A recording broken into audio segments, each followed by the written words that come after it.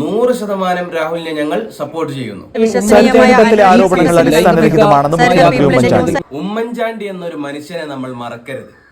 ഒരു സ്ത്രീ ഉന്നയിച്ച വ്യാജ ലൈംഗിക ആരോപണങ്ങൾ കാരണം എത്ര വർഷങ്ങളോളം മാധ്യമങ്ങളും പൊതുസമൂഹവും അദ്ദേഹത്തെ വേട്ടയാടി.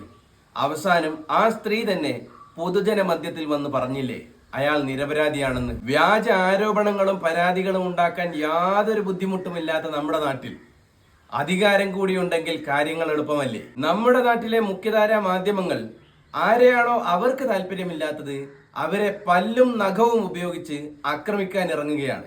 അതിന് ഭരണവർഗത്തിന്റെ പൂർണ്ണ പിന്തുണയും ലഭിക്കുന്നു. ഇനി രാഹുൽ മാങ്കൂട്ടത്തിന്റെ വിഷയത്തിലേക്ക് വന്നാൽ, അയാൾക്കെതിരെ വന്ന ഒരു കേസിൽ പോലും അയാളെ കോടതി കുറ്റക്കാരനാണെന്ന് ഈ നിമിഷം വരെ കണ്ടെത്തിയിട്ടില്ല. പോരാത്തതിന് മൂന്നാമത് വന്ന പരാതി വ്യാജമാണെന്ന് കോടതി തന്നെ കണ്ടെത്തുകയും ചെയ്തിരിക്കുന്നു. 24 ന്യൂസിനും ഹാഷ്മിക്കും ഒരുപാട് നന്ദി അറിയിക്കുകയാണ്.